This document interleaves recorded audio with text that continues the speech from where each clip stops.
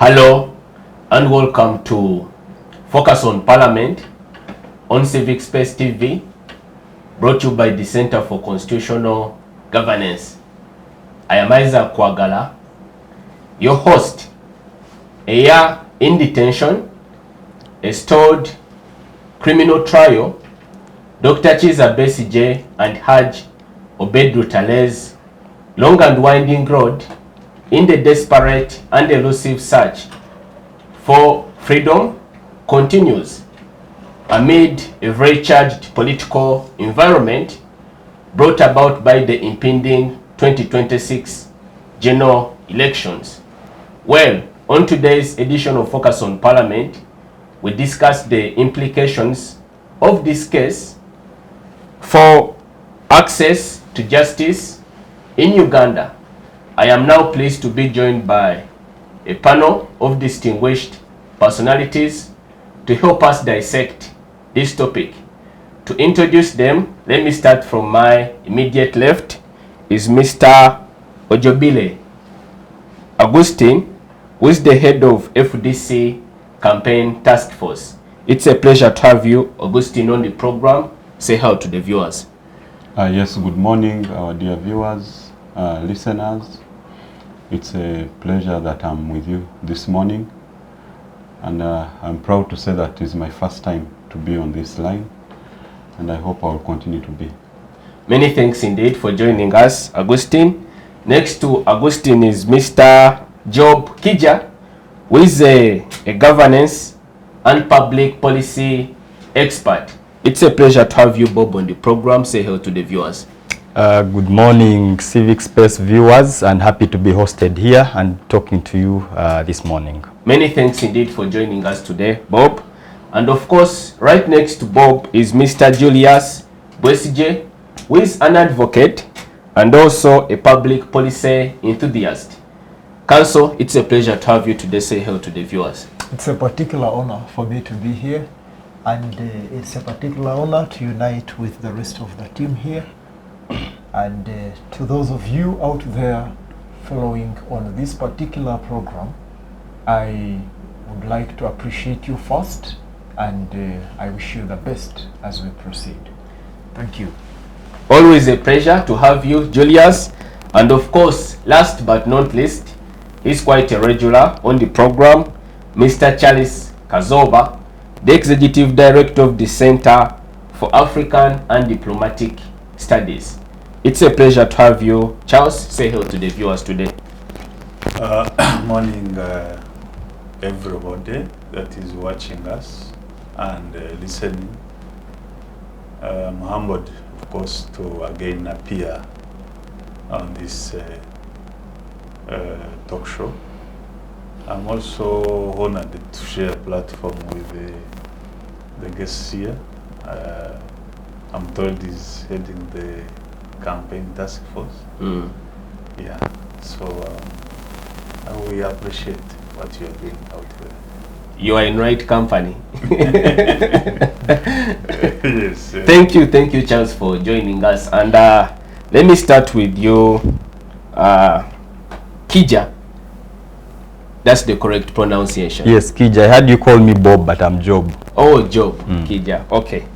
So let me start with you, given that you are the governance specialist on the panel, and let us begin by revisiting the rather distressing events of the 16th of November last year, where Dr. Kizza Besigye and his associate Haj Obedrutale were abducted in the Kenyan capital of Nairobi. Of course, the resulting fallout has led to criminal proceedings, first in the General Court Martial, and then after the intervention of the Supreme Court, now in the civil courts. But the trial has not yet kicked off, really. It hasn't commenced officially. But let me begin by asking, what has been the real-time impact of this saga on the diplomatic standing of Uganda in the community of states across the world? I think for me, I need to make reference to 5 things that I see. First of all, is really the reversal of the democratization process in Uganda as a country and where we stand in terms of the global democratization journey. Because you know that when the NRM government came into power 40 years back, they had a 10-point agenda. And I may not be able to enlist what they were talking about in that 10-point agenda verbatim, but they are talking about restoration of democracy, respect for human rights, accountability, etc. And what we see, especially as exposed by the incident of Dr. Kizza Besigye, is that we are now in a total reversal in terms of all those things that this regime claimed to espouse in their 10-point agenda. That is number one. That if you look at whatever is going on at the moment, the abductions, the chest thumping by people in authority, including the president and even his son. The president most recently spoke about holding people in a fridge. That is more like holding people incommunicado without trial. Detention without trial is one of the things that he detested when he went to the bush over 40 years back. His son is talking about a basement where he holds people and tortures them after abducting them. All these things are at total variance with what this regime, the people, if you talk to people like Kahindo Tafire, I think most recently at the ULS event, he was very explicit on how what is going on at the moment is totally a clash with what took them to the bush. So to say that if they had another opportunity, the conditions that took them to the bush over 40 years back are present at the moment. So they themselves that are leading this government are actually admitting that the conditions are ripe for them to go back to the bush if they had the opportunity. So a total reversal of the gains that we have made in terms of the democratization process as a country. That is number one. The second thing that really this exposes is the breakdown of institutions in this country. We are looking at Dr. Kizza Besigye, but if you look at what has been going on even around other people, I mean, the case of the Kenyan activists that disappeared in this country is an expose of this. That two people who are tourists, they have formally entered into a country, can disappear.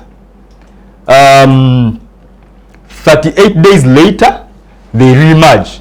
But between those 38 days, we have gone to court, we have gone to parliament, we have gone to the executive, the three arms of government.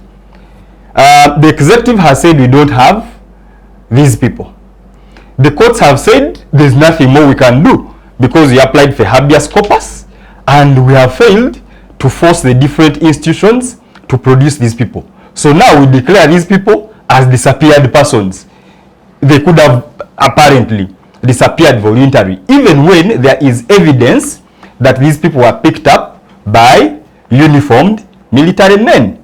And then we go to parliament, and parliament also says there's nothing we can do. So a total collapse of government, that people can disappear in this country and government cannot account for them. We have the case of Sam Mugumya, who also was abducted by people in uniform, and he can't be accounted for. There's someone they are saying is a brother to the Minister for Internal Affairs. He has also disappeared.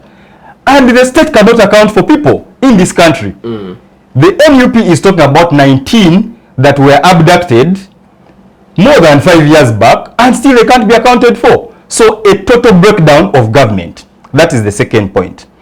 The third point for me is the weaponization of the judicial system to deal with political differences. If you look at the case of Dr. Kizza Besigye, it is really a classic example of that. And of course, coupled with that, we are seeing the gymnastics around the Waiswa Mufumbiros, the Eddie Mutwes, the Achileo Chivumbis, and the gruesome images of Sauda Madada being forced to go to court when clearly you can see that she is frail and vomiting blood.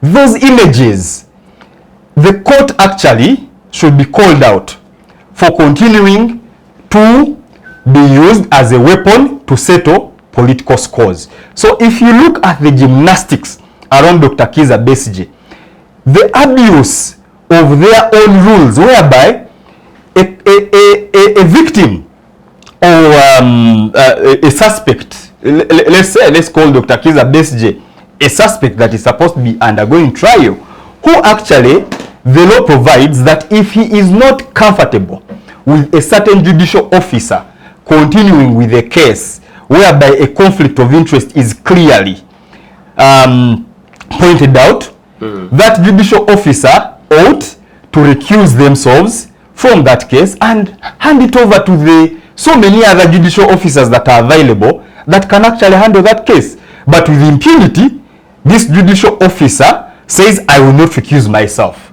So what that shows you is that actually the judiciary is now being used as a weapon to settle political scores by the regime. Finally, 2 more points. There is a growing integration of what I'm going to call bad manners in the East African region. When we came into the East African integration, the idea was that we are going to integrate economically, we are going to integrate politically, we are going to integrate socially, and even possibly integrate in terms of the security. We have failed on all those fronts. But what are we now integrating on? The adoption of bad manners from different jurisdictions. We are seeing abductions across the board. Ugandans are abducted in Kenya, Kenyans are abducted in Uganda, Kenyans are abducted in Tanzania, Ugandans are abducted in Tanzania. Same script. They are tortured, they are detained without trial.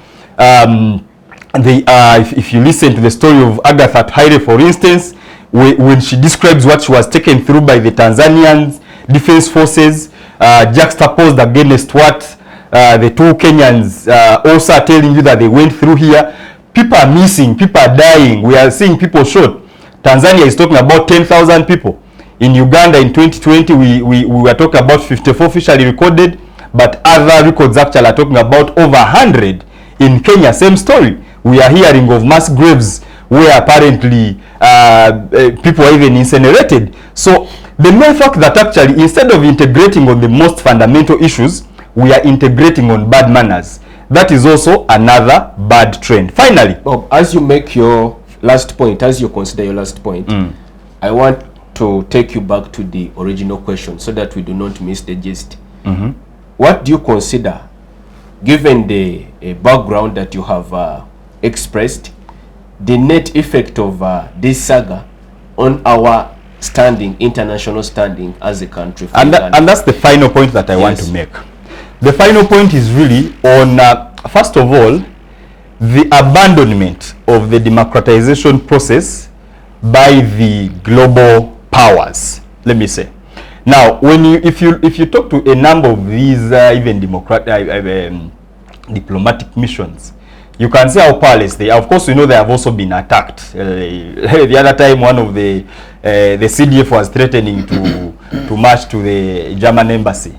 He threatened the U.S. ambassador. I mean, the U.S. some diplomats in the U.S. He threatened the EU, and we have seen all these so many threats that are being sent around. We know that there are some German nationals, workers of the German diplomatic mission, that have actually been blocked from coming back in this country. But generally, what that has done is that it has put us in a very awkward position. That you now have entities like the EU saying, because we do not see the political will to put in place reforms that we've been proposing in terms of new elections, but also human rights, etc. So we are disengaging from some of these processes. Okay? That is not a simple statement to be made, even when they may not have put it on official on record, but at least for those of us that have engaged with them, they have told us that because we don't see the political will, so we no longer see ourselves continuing to engage on some of these things. And of course, gradually, you see that the government seems to be developing this sort of combative approach towards the Western powers that demand democracy, human rights, and accountability, and is now leaning towards those that actually do not demand the same of it, the likes of China, Russia, etc. So, in terms of the global image that we are creating, we are coming off as a country that is not ready to embrace the ideals, the ethos of democracy.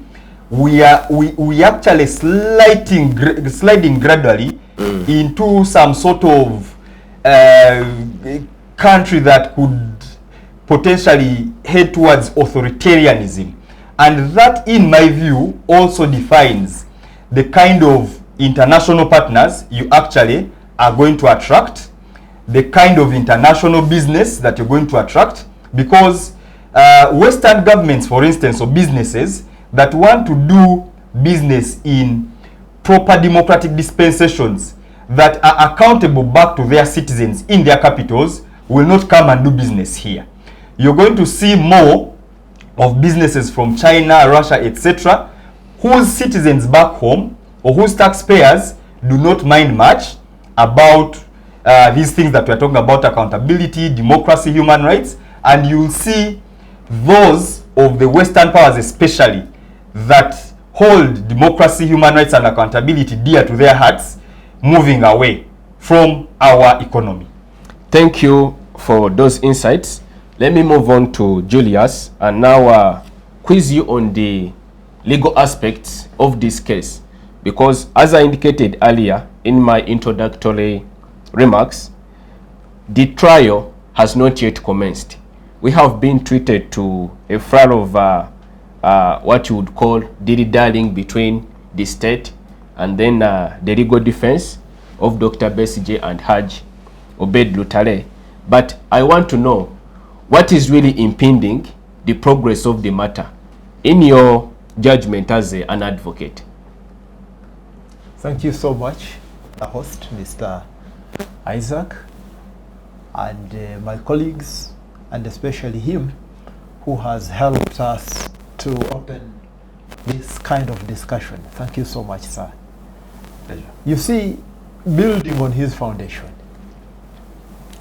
the case of Colonel Dr. Kizza Besigye speaks a lot about the sanity of our government system. And when I talk about our government system, I mean the pillars that constitute a government. That there is an executive headed by the president, and there is also the parliament, and then the judiciary. The beauty legally of these three arms working together in what we call a democratic government system is not that the three must enter into a marriage alliance of convenience, but the three must in fact check each other, check the excessive exercise of government authority. And that's how dictatorships are overcome. That's how the rule of law is restored. That's how adherence to constitutionalism, respect for human rights, and the sanity of the rest of the government institutions, like the military, the police force, can be achieved, can be realized. What happens then? And what is our fate as a country? You see, I would always admire to make comparisons. And I think one case scenario that could demonstrate figuratively and dramatically what we go through as a country is the case of Britain in around 1529. Britain was under the leadership of King Henry VIII. and by then it was under the Catholic Church, that we call the Universal Catholic Church. So the Pope was the head of the church, universally. And Henry had married Catherine. And there were marriage issues. Henry, the king, was very uncomfortable with Catherine, but he was forbidden under the church doctrine to contract a new marriage. But the king needed a new marriage and felt his powers shouldn't have been fettered on by any provisions in the church, since he felt he was the king. So he proceeded to contract a new marriage with Anne. And there was an innocent man, a very brilliant lawyer, known by the name of Thomas More. I know most of you have heard about Thomas More. So this man had been elevated to the status of a chancellor in the Great Britain. Him as a chancellor was meant to take an oath of supremacy, accepting whatever decisions that the king would make. And at that point, so the king had overthrew the Catholic Church, the Pope, and started his own church, the Church of England, the Protestant Church, to which he declared himself as the overall head of the church, meaning that at his instance, now he would comfortably contract a new marriage. He would make rules that the church would be compelled to follow, and the king was at the helm of it. That is the epitome of exercise of power. So this brilliant lawyer by the name of Thomas More came out strongly to object to the decisions that the king was making. Thomas More, as a chancellor, first of all, refused to accept the establishment of the new church that the king had put in place. And secondly, refused to take an oath accepting that indeed King Henry VIII held powers over the church and was the supreme leader of the church. And thirdly, the king had contracted a new marriage with Anne, who was going to be consecrated as the new Queen of England. Thomas More objected, stood strong in the crowd. So when I talk about the Thomas More, those who are able to draw comparisons are seeing who the Kizza Besigyes, the Obedi Rutalis of our generation are. So Thomas More was later charged with treason. That his objections, these that I have talked about, objecting to the establishment of the new church, objecting to the consecration of the king or the queen, objecting to the supremacy of the king itself, constituted treason. And in around 1535, Thomas More indeed was executed. His head was cut off and his story ended.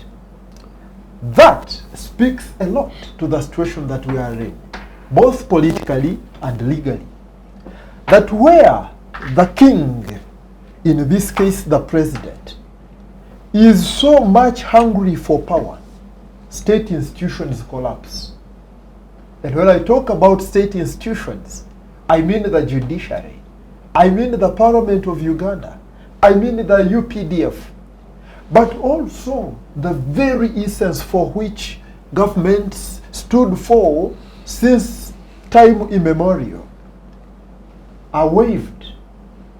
The doctrines that he has talked about, the 10 points program, they now become mere persuasive ideals, and none of the government officials will stand by them anymore for as long as the head of state, who in this particular context is the king, King Henry VIII, is interested in so much power.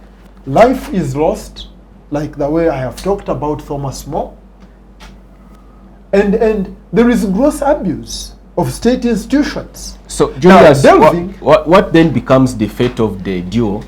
Because as we know, the judge presiding over their matter, Honorable Justice Baguma, has declined an application to have the matter submitted to the Constitutional Court for interpretation, because the accused seem to have very serious concerns for which they feel only the Constitutional Court can competently address before the matter progresses. We seem to be in a deadlock. What is the way forward for this? You see, without constitutionalism, without sanity of state institutions, that's what I was heading to. Now we see a Justice Baguma acting in a comic way before the temples of justice. But you ask yourself, do we blame a Justice Baguma? There are not going to be more Thomas Moores who are willing to pay by their own skins. Trust me, the Ben Kiwanukas, you might hardly find many of the judges on the bench willing to have their children raised up as orphans simply because they want to appease the Constitution, they want to appease the lawyers, they want to appease the masses. So when you see a Justice Baguma, in my opinion, I cannot blame any judge. But I look back onto the executive that appoints a judge and places him on an acting capacity. If I'm allowed, please. I would actually like to disagree with him. Baguma has offered himself as the tool to be used for this purpose, okay? Where a judge feels that he can no longer continue to be used as that tool, he actually has a moral obligation to Ugandans. Because when he's taking that oath of allegiance, he's not swearing his allegiance to individuals that tomorrow are going to live whether by biology like President Museveni talks about, or even because actually after doing all these things he can even still be fired. But for me, I think, you see, for individuals who offer their souls, okay, we should not even have any sympathy for them. That, you know, don't blame Baguma, blame the system. Yes, the system can be blamed to the extent that it is a dead system. But I think the likes of the Bagumas that are offering themselves as pawns to be used for this purpose, because Baguma is doing this voluntarily. Don't think that he's the only judicial officer that can actually pull this off in that system. So you would qualify him as an enabler? He's complicit. He has voluntarily offered himself as the kind of person that can do this nonsense. So let us not try to sugarcoat it and say, you know, Justice Baguma, don't blame him, blame the system. Yes, the system is as is because of individuals like Justice Baguma that have allowed to offer themselves to be used to do those bogus things. If these individuals were not willing to do those things and they were courageous enough, we would actually have a functional judicial system. But because the leadership of the judiciary has offered itself, and because they no longer have the balls to challenge, because, you know, the judiciary has its independence, which is provided for in the Constitution. The judiciary is supposed to operate independently.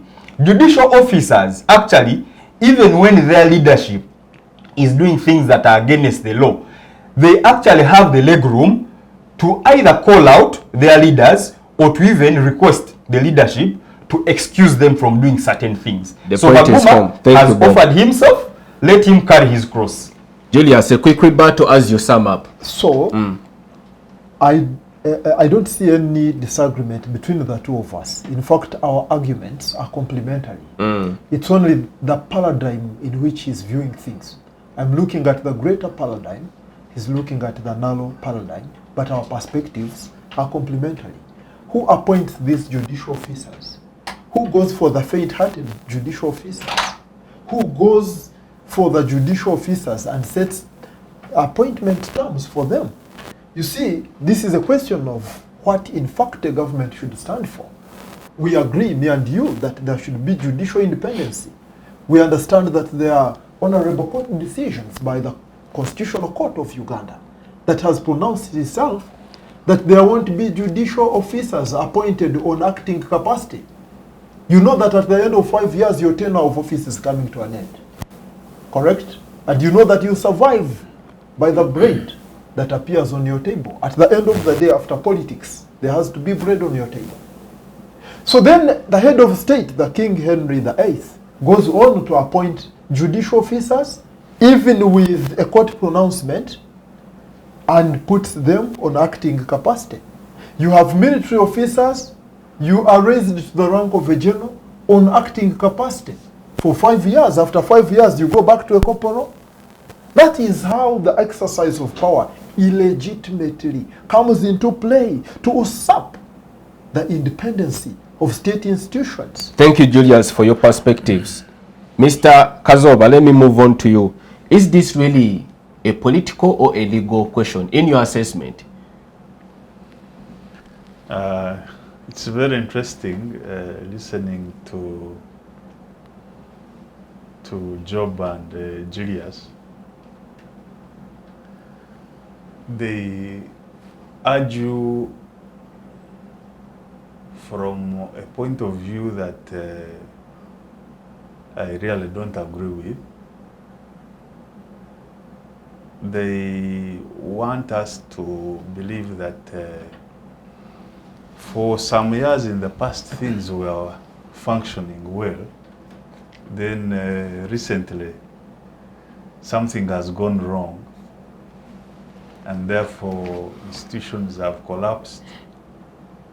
There is a reversal of our democratic journey, like Job says, and I really don't agree. I also don't agree with the analysis by so many people who say that President Museveni is now different from the one that took over power in 1986, that he was idealistic, he had brilliant ideas. And that is very wrong. That assessment is very, very wrong. That is what has caused us problems. Even the people that fell out with President Museveni, Dr. Bwesigye, General Muntu and others, have been saying the same thing, that the man has changed all of a sudden. I don't agree. President Museveni has never changed. He has always been the same. His system of leadership or rule has always been the same. The things we are seeing today, it's only that we now have so many young people that we are unable to critically observe what was happening in the 80s and the 90s. For instance, corruption has not started today. As early as 1987, 88, 89, we had ghost civil servants. People were already stealing. When assets of government were sold off under the privatization process imposed on us under the structural adjustment policies, most of the assets were taken over by the people within the system. They were literally stolen, grabbed. So there is nothing that is new today that has not been happening. Whether you talk of so-called abductions, illegal arrests, all these excesses have been happening. So the only difference is that today they are more publicized than in the past. That is the only difference. So nothing has changed.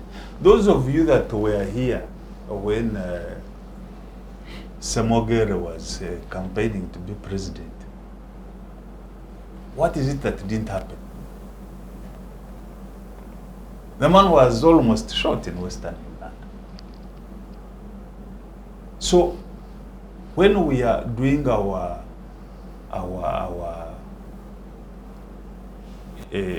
diagnosis of the governance in Uganda, we should look at the character, the heart of the person leading us. Now, once we do a proper diagnosis, we can arrive at the best solutions. Because if you want to analyze, for instance, like Job and Julius, then you're going to approach some of these issues very wrongly. You're going to get a very wrong solutions. So you would attribute Dr. Besigye's tribulations to purely political considerations? It is more than that. We are talking of somebody who is absolutely hungry for power. Leave alone Bwesigye. If today I went on, if today like we are on this talk show, I publicly I announced that last night I had a dream of becoming a president. You would suffer the same I fate. would get into trouble the following day. So there's that absolute hunger for power, and whoever tampers with the contest for power will have serious problems. But that should not deter, of course, citizens from reclaiming their space. Because the fact that President Museveni accepted in 1996 to forge a social contract with the Ugandans, to accept that now he's in leadership on a contract via the 1996 elections and the 1995 constitution. It means he should lead by what Ugandans believe in. They believe in their freedom. They want to prosper. They have their rights. So any leader that is in charge of government is their servant. Not the other way around, that citizens are servants or slaves of the leaders. Thank you for your assessment. Charles, let me come to you, Augustine. Dr. Besigye was formerly the head of the political party to which you now belong, FDC. He contested thrice on the party ticket of the FDC.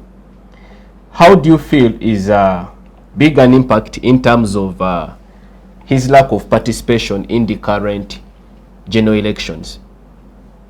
Do you feel it's an impact? Thank you, our viewers.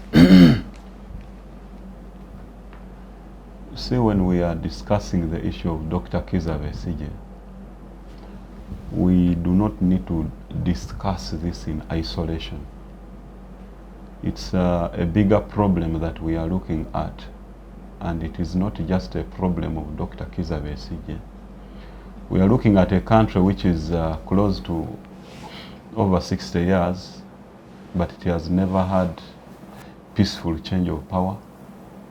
So such a country needs a collective effort on how to gain that just one piece of achievement. So we do not discuss Kizza Besigye in isolation. We discuss Kizza Besigye in relation to a country called Uganda. You see, Mr. Museveni, even when he was at his, when he wrote his last thesis at the University of Dar es Salaam, he clearly went for something that is actually, which exposes who he is. He wrote a thesis saying how you use violence to manage society. So, in brief, he believes in violence from the word go. Even before he became part of the UPC government, before he took over as an acting president, when Bina Issa was away, you can trace whatever happened during his tenure in those periods. When he was in the Department of Security under Obote's tenure, you saw what would happen every time. There were killings here and there, deaths here and there, unknown and never talked about up to today.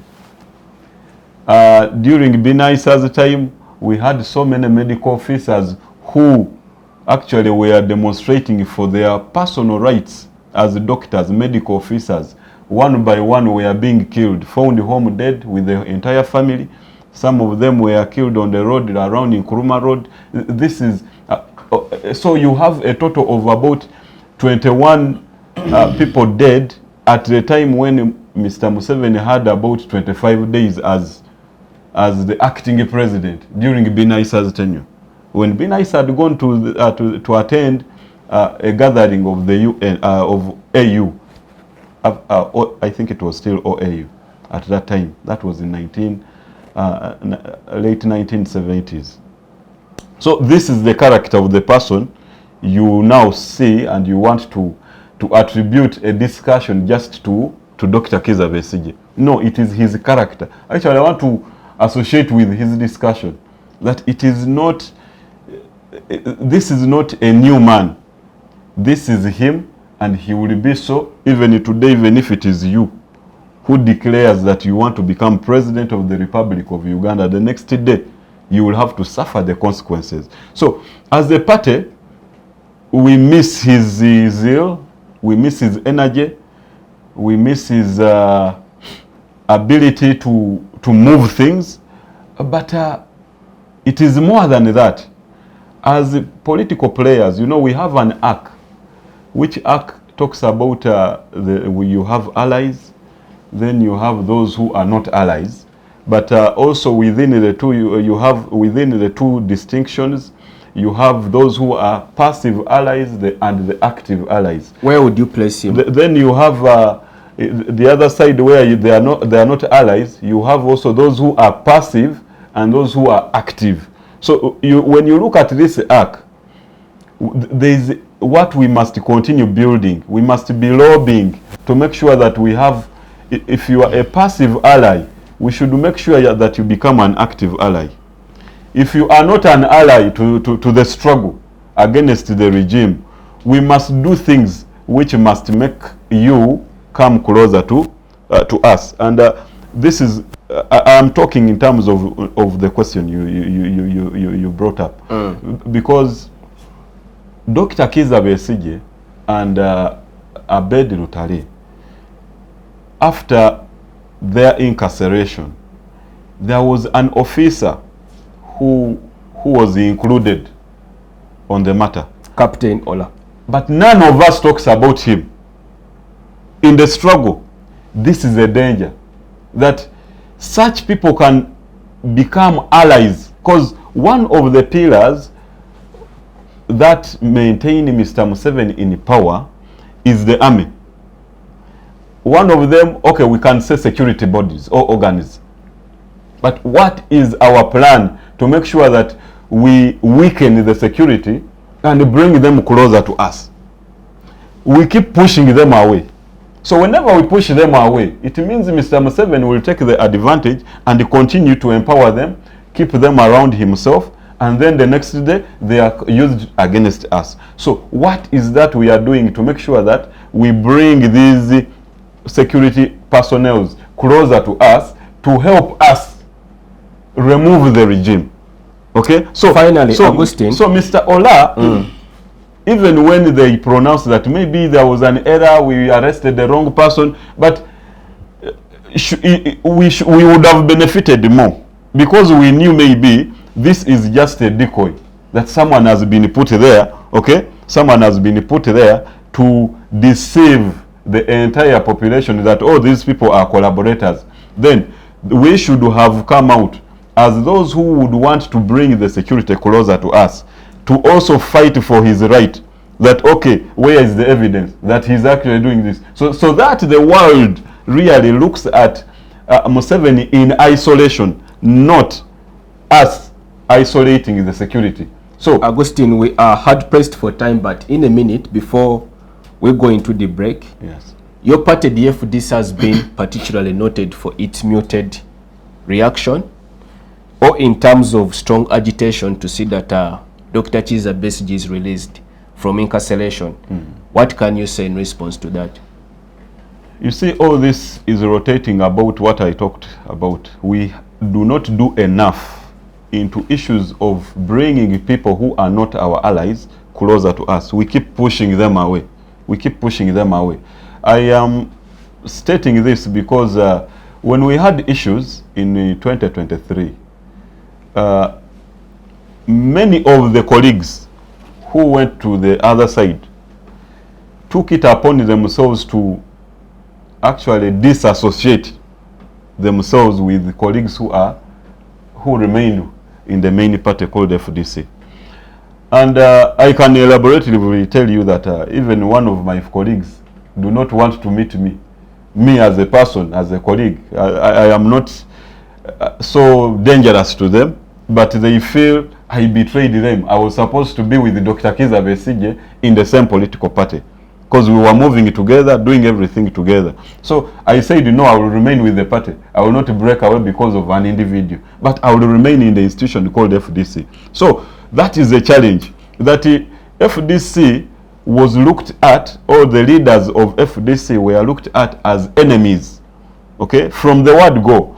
The example which is clearly, which may be clearly seen by you people is the 37 who were arrested from Kenya by were they even in Kenya? Because they were at the border. Kisumu. They were in Kisumu, yes. Those 37 members who were arrested, media reported that they were FDC members who were arrested. Obviously they were members because there was no introduction of any other new political party. But when these people went into on media to address, they said it is again Nandala who got in touch with the other side to arrest. So your defense is that the other group has alienated you, and accordingly you feel you cannot respond in a harmonious way? You see, I'm still bringing, that was a media, a press briefing, where they said Nandala is a collaborator of those people who in turn now arrested the 37 people. In a minute, just sum up. After that, those people were brought, taken to court, taken to Chitalia. In that situation there, we still organized and said we would want to go and visit those people in cells. And we would want at least one or two of you to at least witness and maybe even be part of this group. Those people said you want to take your poison to them after they have successfully survived. So you made your point, Augustine. So it is after the break. So really, Focus on Parliament takes a short break. Do stay with us. Digital rights are those human rights and legal rights that allow individuals to access, use, create and publish digital media, or to access and use computers, other electronic devices and telecommunication networks. Digital rights include a right to freedom of expression, information and communication through technology, a right to privacy and data protection, a right to credit for personal works, a right to universal and equal digital access, a right to identity, a right to anonymity, a right to be forgotten, and a right for protection of minors, among others. The state's digital rights are frequently violated through various unfair actions, for example, blockage of websites and social networks, theft of credentials, unauthorized use of people's data for personal gain, privacy intrusion, online censorship, arrests and intimidation of online users, internet blockages, and the proliferation of laws and regulations that undermine the potential of technology to drive social, economic, and political development worldwide. It is hence every citizen's responsibility to respect rights of other digital users and to speak out or report to the responsible parties when one's rights are violated. Welcome back. You are watching Focus on Parliament on Civic Space TV. In this segment, we continue discussing the implications for Dr. Besigye and Haj Obedru Tales criminal case, which has largely stalled and what it could portend for access to justice in Uganda. We are now pleased to be joined by Mr. Opio Francis, who is the ED at Kabarole Resource Research Center. It's a pleasure to have you, sir. Say hello to the viewers. Hello, everyone. I just want to make one thing clear. I'm not the ED. Okay. I head the Governance, Protection and Human Rights Unit at Kabarole Research and Resource Center. It's a pleasure being here. And to all the viewers, I wish us a good deliberation. Thank you. Yes. Let me go to Mr. Job here, Kiija, and let us now discuss this case in the wider context of the East African region and the implications it could portend for governance, because this discussion is coming against the backdrop of what we now call cross-border political repression. An election has just concluded in Tanzania, largely disputed. There is a very huge fallout with respect to the human rights situation there and the political stability of the country. It is also in balance. In Kenya, they are preparing for an election in 2027 after our election. What does this tell us about the democratic trajectory of the region? Before actually responding to your question, I just wanted to take us a bit back to respond to something that I think Charles did raise, because he was reacting to something that I'd said about the democratic reversal. Now, I totally agree with you that President Museveni as an individual has probably not changed from when he took over power. In fact, there's a joke that if the Museveni of 1986 met the Museveni of today, he would be disappointed in him. They were even saying he would shoot him. And me actually, I think that if the Museveni of 1986 met the Museveni of today, he would actually shake hands with him and congratulate him. Because I don't believe that Museveni, in terms of his mental psyche, his objectives, his love for power, even his belief in violence, that has actually changed. Because he has been consistent, like he rightly said. Even his thesis at the University of Dar es Salaam was talking about how to use violence to manage power. But I think for me what has fundamentally changed are two things. Number one, the level of impunity that we are seeing today. You are talking about corruption. That yes, corruption was there if you went into the structured adjustment programs and this whole selling of different government corporations, etc. A lot of corruption took place then, about people grabbing houses and etc. It happened, yes, because we hear that even during the Bushways, banks were raided and money stolen. But I can assure you that if the parliamentary exhibition that we saw last year happened in the 7th Parliament, heads would have rolled. Okay? That something would have been done then. But right now, because we are in an era of where now it is totally gloves off, impunity is reigning, people will stay in their seats, they will continue stealing money, and nothing will be done about them. In the past, we have had ministers being impeached and censured. Recently, I think just last week or so, we saw ministers that were implicated in the theft of iron sheets, charges being dropped. So for me, I think that in a way is the change. In the past, we saw, yes, security forces probably were being implicated in certain atrocities and they denied them. Now you have security forces at the highest level, chest thumping and owning up to crimes that clearly you can see these are crimes, and sometimes they even do preemptive. They say we are sorry for what is going to happen to so and so tomorrow, and indeed something goes on and happens. This is the first time we are seeing something like that happening, whereby the security forces are now very open about this criminality that is going on. So I think for me, the growing levels of impunity is what needs to concern us, that gears are now changing. It is no longer, the regime is no longer shy about some of those bad things that they were doing in the past. They are now actually very happy to be associated with them. The second thing that is changing is the oversight by international bodies, okay? That now you're looking at entities like the EU. The other day we were meeting with the AU advance team on election observation, and we were telling them that by the way you might be the only observers of this election. There may be no one else. But even they themselves were asking, but so do you guys, what is your recommendation? Do you recommend that we should have a mission or we should not? But we told them it is your obligation under the ACDEG to actually have a mission here. So you can't leave that. But all these people actually saying we no longer see the conditions as palatable for us to come and oversee your elections. So for me, that is what is changing. That back in the day, you had all these international observer missions very eager to come and observe our elections. But now they are saying, no, it doesn't actually make sense for us to go and observe Uganda's elections.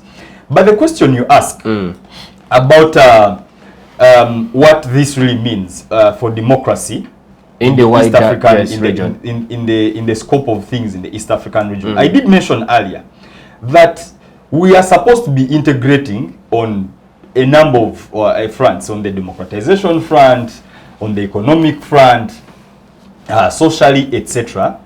But we seem to actually be integrating on the wrong things, okay? And this impunity is now growing even in Kenya, where you would not, you'd actually think that their constitution is now stronger. They have a new constitution.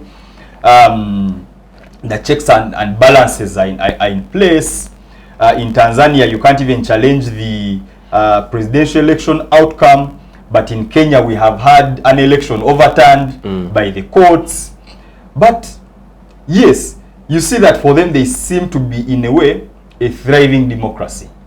But again, we are seeing that they're having significant challenges. If you looked at what happened during the finance bill demonstrations in Kenya, if you listen to the stories, the documentation that has been done by observers about the criminality of the Ruto government in terms of how people were abducted and killed, today people are missing, they cannot be accounted for, people were shot at, left, right and center. It's a replica of what happened here in the 2021 elections. And again, we can see that even in Tanzania, just a few weeks back, it is the same story. So you see that there seems to be a convergence of interests in terms of at the level of the three heads of states, in terms of the curtailment of civic freedoms, political freedoms, but also the shrinking of the democratic space. And so I foresee that continuing if the Kenyans do not actually come up and they stop this prior, they will actually end up in the same situation as we are in. Thank you, Job, for your reflections. Let me now move on to you, Mr. Opio. You have joined us at a point where we are trying to contextualize Dr. Kizza Besigye's case and the bearing it could have for Uganda's political trajectory, especially now that we are amidst the campaigning period for the 2026 general elections. Do you think it could have an impact on the outcome of the polls? Thank you very much. I think when you look at what Besigye is going through right now, it really has a bearing on so many things. Like, I was listening in from somewhere, and Besigye has been a leading opposition party person in this country. It's just of recent that things have shifted. But him being a political prisoner right now has a lot to say with what these outcomes will have, like the results of the outcomes of these particular elections that we're going in. Why? Because when you look at the support that people are giving to the different opposition party members, one of it is that it is just really people are undecided. There's a lot of fatigue around the voters that we are having right now.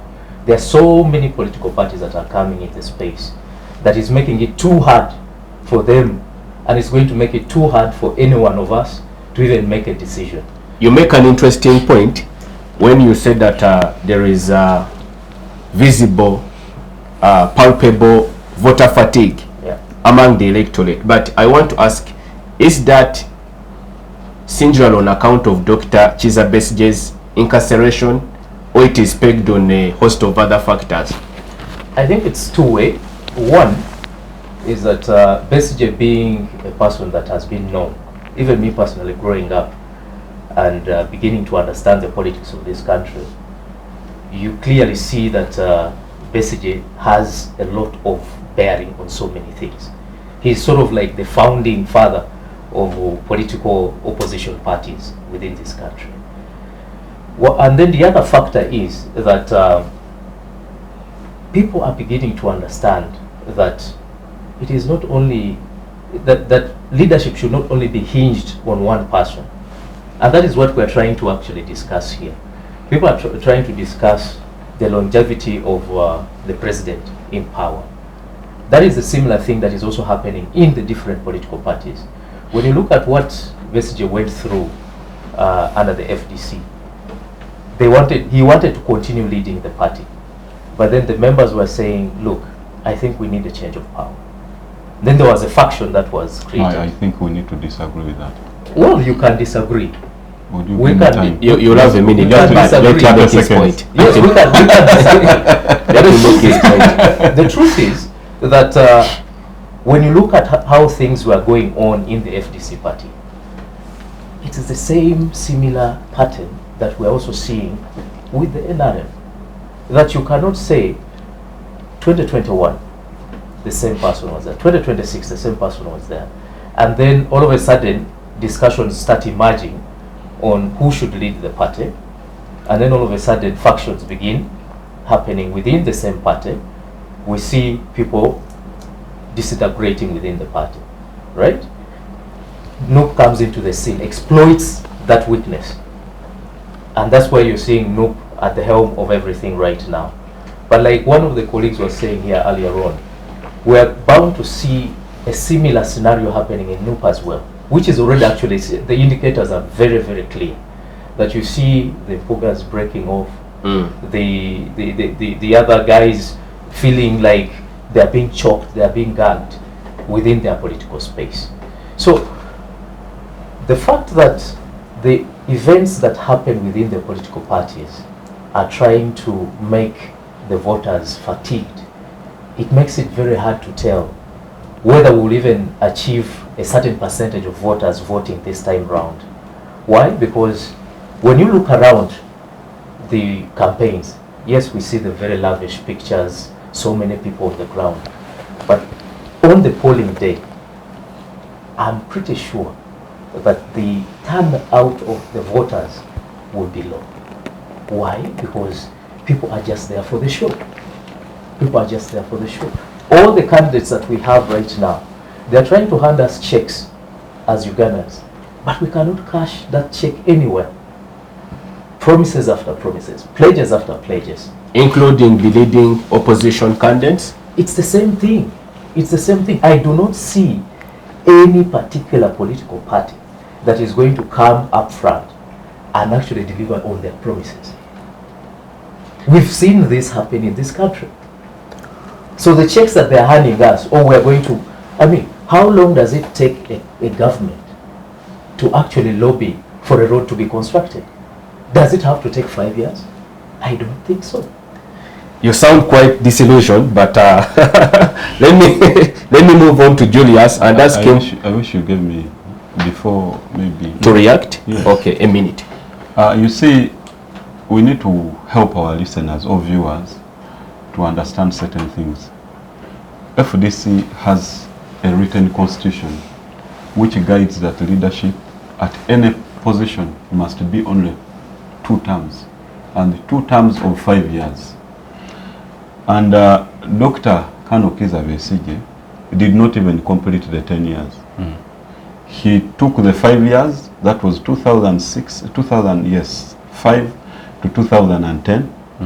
When we went for the delegates conference in 2010, which was supposed to take him up to 2015, he stepped down in 2012 and said, I think I'm going out for a wider discussion with other political parties, but I can't invite them to the headquarters of FDC. So he left, and that's how Katonga was created in 2012 when Bwesigye stepped down. So I do not want people to be there and be disillusioned with the fact that FDC and Dr. Kizza Besigye were... I think that's what he's saying. That's his argument. No, his argument is that for us, we are just like NRM, we would want one leader to be the leader, and that must be forever and ever. In FDC, it is not. Opio, maybe just to ask finally, are you voting? Are you participating in the forthcoming election as a voter? Of course, as a citizen of this country and a peace-loving person, I would really want to exercise my civic right, and I will definitely vote. Okay, thank you. I mean, if I were allowed to really interject a bit on what he said about, he tries to paint a picture of a disillusioned citizenry and a pathetic citizenry that will not even turn up and vote. And I think for me, we need to stop being academic. And I know you work with KRC and you guys have been part of this research, trying to understand voter behavior, why people don't vote, what happens along the way. Forget about the issues that we hear go about with the statistics in terms of voter turnout, etc. But you know for a fact that people may not turn up to vote because of the presence of the security. Once security is deployed massively, like we have seen now, members are being taken out. These days I'm seeing the tear gas trucks patrolling the streets of Kampala every day. When these guys are coming out during the campaign rallies, especially of Robert Chagulanyi, you can see how the entire security apparatus is actually deployed. That is what scares people away from voting.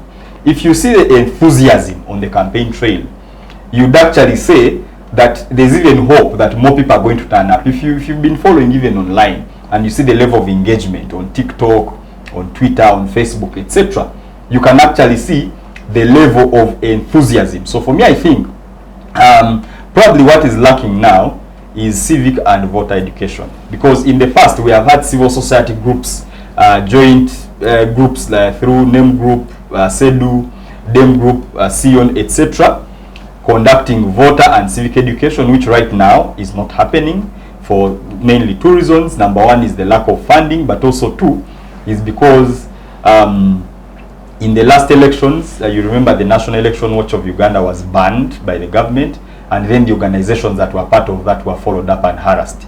So now civil society organizations are also trying to be careful. But also, the Electoral Commission has refused to accredit organizations that have traditionally done voter and civic education.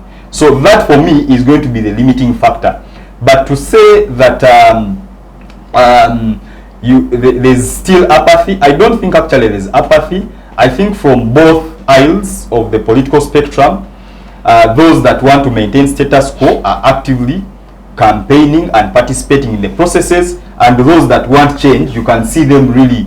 I mean, you saw it happen in Arua yesterday, and you've seen in all these other processes. Thank you, Job. Citizens really coming out and eager to participate in these processes. Thank you. And I want really to dissuade us from this academic assumption of, you know, that numbers on in the rallies don't translate into actual voting. I think that's a lie. Okay.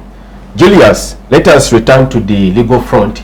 Not to sound presumptuous, but how do you see this case concluding now that, I mean, it is deadlocked? We seem to be at a stalemate. The presiding judge is saying, I am declining your request to submit your petition to the Constitutional Court. The suspects, the accused in the matter, Dr. Besigye and the colleague Ojobile Lutale, are insisting that you cannot hear our matter since we adjudge you to be partial and not independent. What's next? That's a difficult question.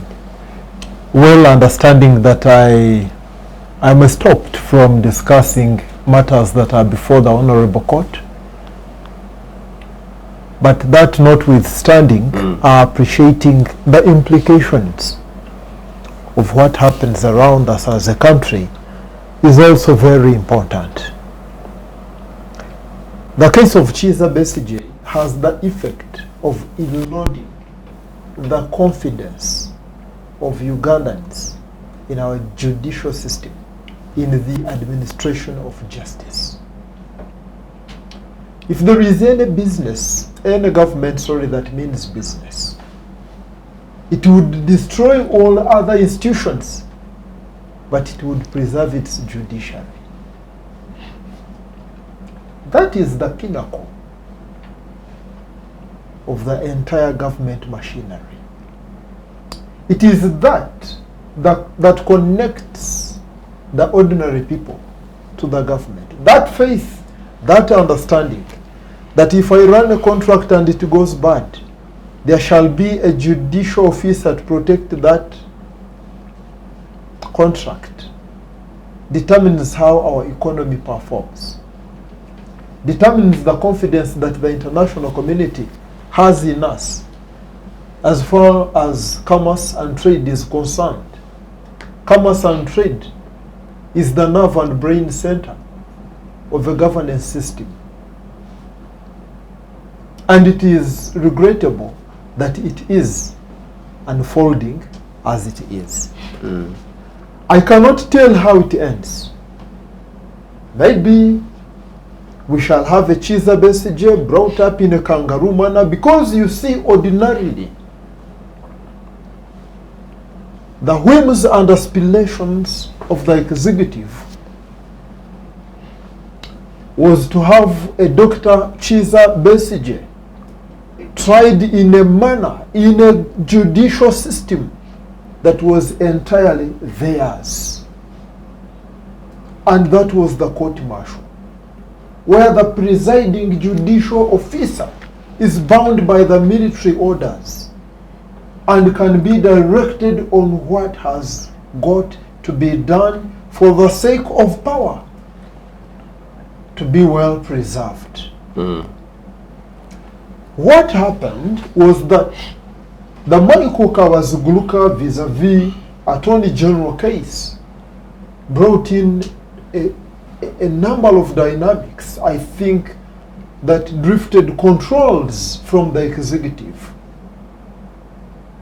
But that notwithstanding, the executive has got to use its own cadre officers. When I mention that, it's not that I'm holding court in contempt, but I'm appreciating that courage is not born from our educational training systems. Courage is an inborn quality. And if you're a coward, even when you are raised to the rank of a pope, you become a pope who is a coward. Thank you, Julius, for that perspective. Mr. Charles, let me ask you now. There have been several calls, particularly from quarters who have been previously associated with Dr. Besigye, especially in the Bush struggle. Former comrades, they could be now on parallels politically, but they are of the view that they should explore a mechanism to have this matter negotiated and settled out of the strict legal contours. Do you think there is a chance for success in that respect? I read Winnie Byanyema's interview in Daily Monitor. She also alluded to the same, that probably they should talk to President Museveni. And Besigye, Dr. Besigye is released. I highly doubt that's what Dr. Besigye wants. They could be taking a direction which contradicts his beliefs, his values. I think Besigye wishes that a trial starts. Really? Yes, I think that's what he wishes. So that he is exonerated in court, but also the case exposes the machinations of the state. You know, it's a very bad case. We are now looked at as a rogue state, a government that goes outside its boundaries to kidnap its citizens. I mean, that was a preserve of other countries that we cannot discuss here. But now we are being categorized as them also. So we are a rogue state, and to clear that image is not going to be easy. It is also going to affect Ruto. Ruto may not even come back. So, Besigye, in my own opinion, I see Besigye calculating that they proceed to court. They don't negotiate his case. Although his people feel that he has stayed long without being tried, therefore he should get out of incarceration on negotiation. But me, I would also want to agree with Bwesigye, if that is his belief, that if he did anything wrong, let it come out in court. So the push should be for a trial to start. Let the trial start. Let us listen to the evidence that is going to be presented by the state, but also let government convince and persuade everybody that it was necessary to go and kidnap him in Kenya and bring him here. So that all Ugandans can now understand that either Besigye indeed is a very violent person who believes in removing government via violence, or he is a law-abiding citizen who believes in the processes that are stipulated within the Constitution. It is as simple as that. But the law permits him to use violence, whereas state institutions have collapsed. But why now? You see, the argument has been, why now, when he has weakened? Because in 2001, he had a lot of energy, and 2006, he had a lot of energy. All citizens were behind Besigye. Therefore, if he wanted really to start actual rebellion, he would have started a rebellion at that time when he had advantages compared to today. So, my view is, even though the law may allow him to use violence, I don't think that is the Besigye. Besigye believes in rising popularity, instigating maybe civil disobedience, raising awareness within the population, so that once the population is aware of the challenges they have, then they can reclaim their power. Not by going to the bush. I don't believe that was Besigye's intention. But let the case proceed to court. Let the state present its evidence. Let us also hear Besigye's evidence. You know, I attended his trial when he had just come from South Africa. Yes, the rape thing and the treason. Treason. If he had not gone to court, the perception within us would have been different. The perception of Bwesigye would have been different. So it is better, even today, that he is cleared by court, not by negotiations. Because when he is cleared by negotiations, some of us will start thinking, probably the man, it is true, could have procured some drone, which he wanted. Thank you for your viewpoints. Yes. Augustine, as we conclude, are you considering some sort of political response and action as a means of applying pressure on the government to release Dr. Besigye? Because there seems to be some concurrence that the institutions of the state, especially the judiciary, is captured and emasculated, and therefore not in a position to render a fair determination with respect to Dr. Besigye's criminal case. Do we have any other alternative politically, especially from your party? You see what happens with legal issues. We need to understand that politics plays a greater role in building momentum on legal issues, especially when political players are involved. I can give you an example of myself. If you recall the case of Kamasanyu and the bottle, where a bottle was thrown against Magistrate Kamasanyu at Buganda Road. I was involved in that matter, and we were given our worship Ambicillin, is who? Amabides to handle that matter. And Are you the one that threw the bottle? That is another issue. You are scared. That is another issue. But we were about 7. We were about 7 in court, and we were remanded. When we were brought back, obviously our colleagues were asking for bail, and then our lawyer, Counsel Semakad, said, "Why would you go for bail now? It's okay, you can have it. I can even go and ask for it. But why would you want to have it now?" I said, "But we want to go out." He said, "No, legally, there are challenges. You can move out and you will be rearrested. Because you are in the same court where that issue occurred.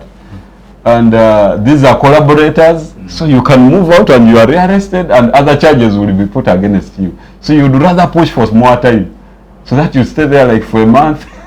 By the time you come out, there is seemingly some kind sort of sanity over the issue. So he said, "Okay, but then what are they saying? Do you have your ears the other side?" He said, they want you arrested again. I'm now telling you the information.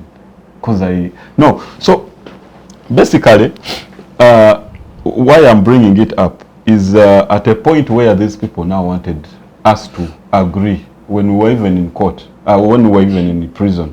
They sent us a team that now you go, they will give you some lighter sentence, what? You go and agree to that. It is a grave offense to act in court. They can even act without hearing, so they can even take a decision and put you in for about 2 years before the hearing is done. Say that it's okay, put us there, but we are not going in for this kind of talk. We are not going to talk with you. Put us in for 2 years. The world will know that we have been put in for 2 years because of that act. But when we came back, we said we wanted the hearing to proceed. But what they were fearing was one thing.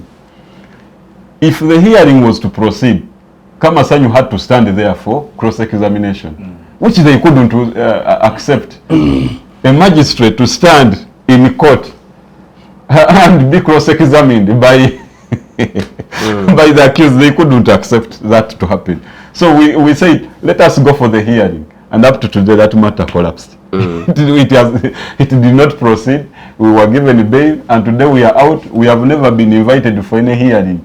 So do you fear the same scenario could be replicated in? Yes, the same is going to happen. It is not the first time. Kizza Besigye has suffered these issues so many times. Cases collapse. There is no ruling, no judgment.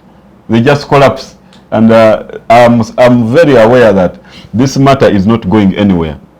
This matter, they are just going to, at one point, because now I think they have fixed hearing for a bail application. Did they fix the other time? I think there was something fixed. Either it is the hearing or for the bail. Something has been fixed for Dr. Kizza Besigye. So I am sure Besigye will be out and he will go to court severally, where you will have no magistrate to attend to him.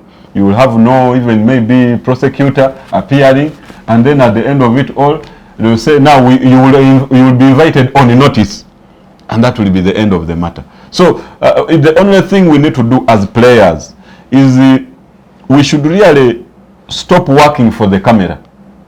Majority of us in the opposition work for the camera.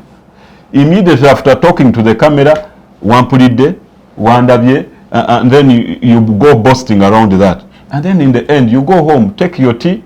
The next day, you're at your workplace. There is no other.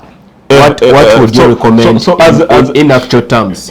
In actual terms, I'm saying, as a political party called FDC and other political parties, we should really come out together.